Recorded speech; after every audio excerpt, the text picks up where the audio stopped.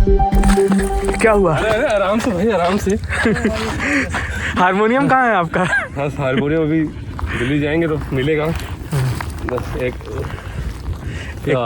शादी और पार्टी के जो है जहाँ पे ऑर्डर दिए जाते हैं, इसका लग रहा है देख के ना, बगल में से हारमोनियम रख के थोड़ा बेस बढ़ाइए। थोड़ा रिवर्ब दे, बड़ा दफड़ा होता है यार, थोड़ा रिवर्ब दे। अच्छा, मास्टर में आवाज नहीं आ रही है। वोकल दे दीजिए। हाँ, लेकिन हम देखे है ना कई कलाकारों को मास्टर में जब तक आवाज नहीं आएगी ना 5 में भड़क जाएंगे।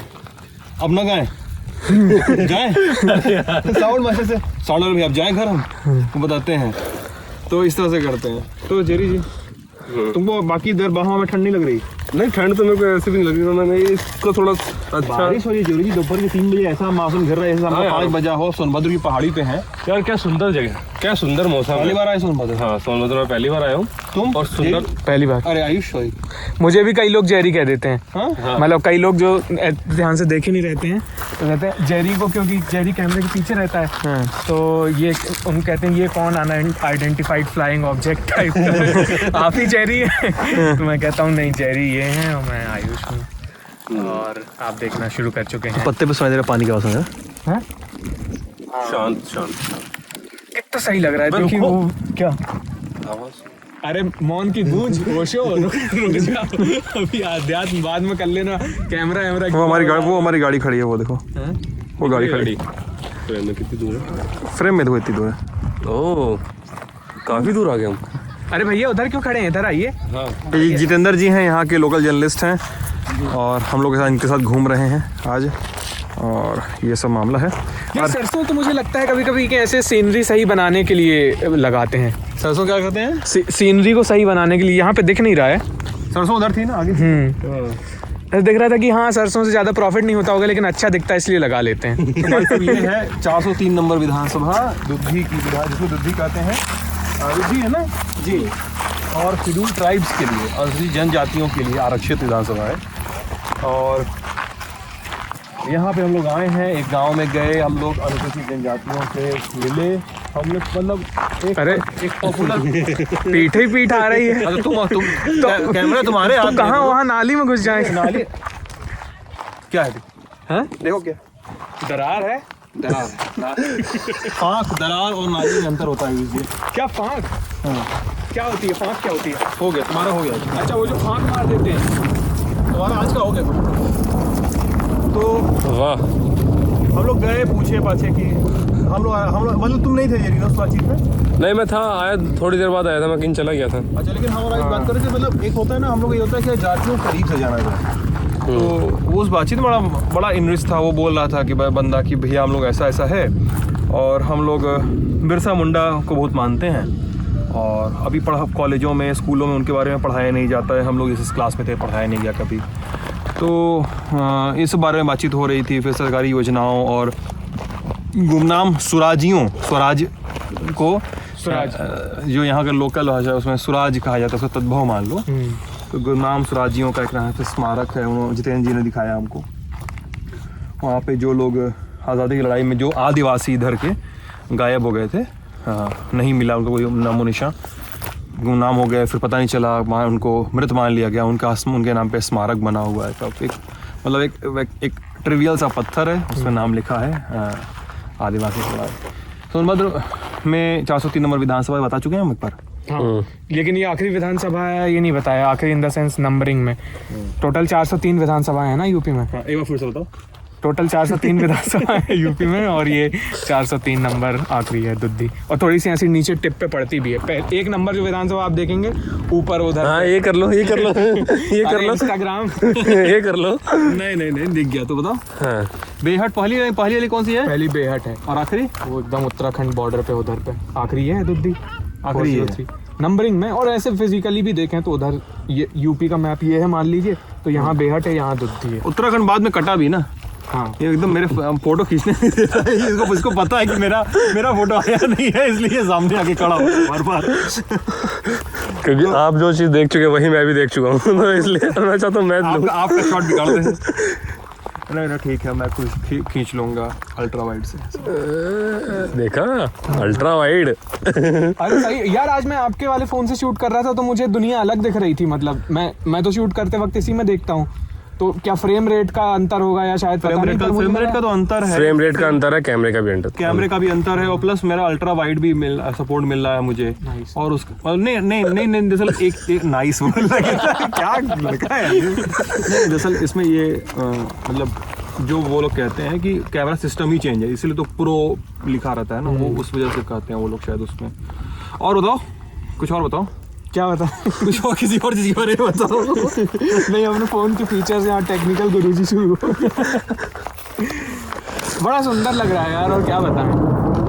और ये म्यूजिक भी आ रहा है पीछे से। अरे जितेंद्र जी यहाँ पे तो यार मतलब आप तो लोकल हैं, मतलब हम भी बरास के हैं तो आए हैं कई बार यहाँ पे, तो बहुत सारे आंदोलन की ज़मीन रहा है सोनभद्र में। जी बहुत सारे आंदोलन। जी यहाँ पे ये इलाका एक समय तो खाटी नक्सलाइट बेल्ट रहा, पूरा ये पूरा दुद्धी और ये सारा इलाका ना। हाँ क्या रहा हिसाब किताब? ये पहले नक्सलाइट बेल्ट और आज भी नक्सल प्रभावित क्षेत्र में ये गिना जाता है, टेक्निकली गिना जाता है ना। जी और पहले यहाँ नक्सलाइट हुआ करते थे, लेकिन जो अब धीरे धीरे समाप्त हो गए। अब उतना नहीं बचा। नहीं जानकारी के अभाव में जब बने थे, अब धीरे धीरे अब मेन धारा से जुड़े। हाँ, तो 9 में शायद 9 वाला जो नक्सलाइट उन्मूलन था उसके बाद हुआ। हाँ, उसके जब बाद। सीआरपीएफ भयानक कॉम्बिंग ऑपरेशन चलाई थी पूरे जंगलों वंगलों में, तभी का है। जी इसलिए ना, क्योंकि ये 4 राज्यों से घिरा हुआ है और पूरे राज्यों का ये बॉर्डर है। झारखंड, छत्तीसगढ़, मध्य प्रदेश और बिहार, ये चारों का बॉर्डर एरिया है, इसलिए ये कॉम्बिंग और सीआरपीएफ के नज़र में रहता है।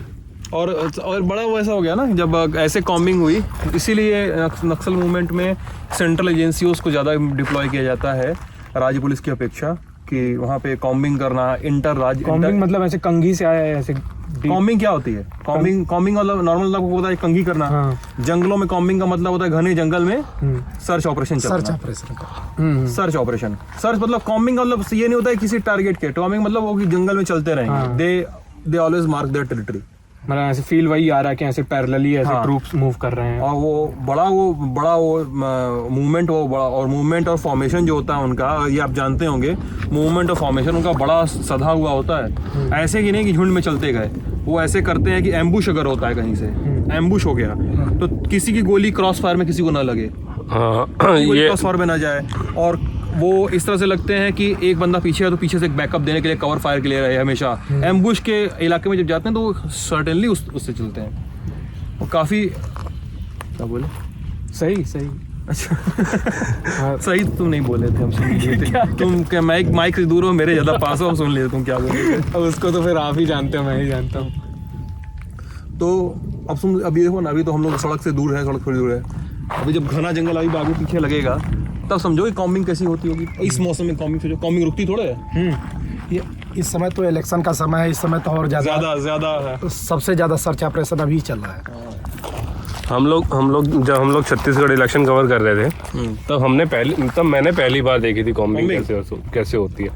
वो बेसिकली वो लोग ना, हम एक वो लोग बेसिक ना, हम लोग अरे यार मेरा ध्यान भटक रहा है। हम लोग वो लोग ना, क्या दिख रहा है मुझे तो समझ। चलो कोई बात नहीं, इसलिए तुमको नहीं बोलते ना हम लोग, वो लोग ना। जैसे वो सड़क है ना, तो उसके किनारे चलते हैं ऐसे लाइन लगा के एक के ऊपर। और मतलब अगर 4 लोग हैं, 4 वो है तो वो है आर्मी गार्ड्स, क्या कहते हैं क्या, जो सीआरपीएफ के लोग होते हैं, क्या कहते हैं? अच्छा सीआरपीएफ सैनिक। हाँ, जो 4 सैनिक है अगर, तो चारों सैनिक के बीच में बराबर जगह होगी, है ना। तो ऐसे चलते हैं और सर्च करते हुए चलते हैं थोड़ा ऊपर कि कहीं पे कुछ लगा तो नहीं है ना। तो वो करते हुए जाएंगे। तो हमने उनसे ऐसी बात की कि क्या आप क्या कर रहे हैं, कैसे होता है। तो वो बता रहे थे कि हम लोग यहाँ से गए, है ना, जैसे 5 किलोमीटर आगे चले गए पैदल। फिर लेकिन जितनी देर हम वापस आते हैं ना, तो दोबारा सर्च करते हुए आते हैं कि पता चलता है कि जितनी देर में गए हैं उतनी देर में लगा दिया ईडी। अरे वो तो मैं एक बार घूमा हूँ तो मुझे कुछ लोग साथ में, वो काफ़ी ज़्यादा मतलब ऐसा होता है कि जैसे किसी एक सीआरपीएफ के एक जवान को उन्होंने एम्बुश करके, माओइस्टों ने उनको मारा, मान लीजिए। और फिर वो अपने साथी की डेड बॉडी जो है उसको नहीं पिक करते हैं जल्दी। क्यों नहीं करते हैं, उसका रीज़न है बहुत बड़ा। वो कई बार लोग बोलते हैं अमानवीय है, वो अपने साथी की डेड बॉडी को खूब दूर से लकड़ी के बड़े से सरकंडे से पलटते हैं। क्यों? क्योंकि उनको पता होता है कि कई बार होता है ना, वो एक कवर्ट एक छोटा हमला करेंगे। जैसे एक मूवी है वो सऊदी में किसी बैकग्राउंड में, वो बहुत अच्छा है कि इसमें होता क्या है कि एक कार आती है सऊदी में, यूएस और सऊदी का ऑयल का बहुत बड़ा झगड़ा चलता रहता है। एक कार आती है और वो फायर करती है चारों ओर, कई सारे लोग मारे जाते हैं। फिर पूरा भयानक मीडिया का भयानक प्रेशर आ जाता है, भयानक लोग मीडिया और यूएस का मीडिया, बहुत सारे इंटेलिजेंस के ऑफिसर आ जाते हैं। और उस घटना के 10 घंटे बाद, दिन में घटना होती है, उसके 10 घंटे बाद शाम को उस जगह पे भयानक बड़ा ब्लास्ट होता है। मतलब आप एक छोटी घटना करो, जांच अधिकारी आए, सब कुछ हो, सब कुछ मूवमेंट हो, फिर एक उस पर वो एक बड़ा प्लॉय है आपके लिए वहाँ पे घटना करने का।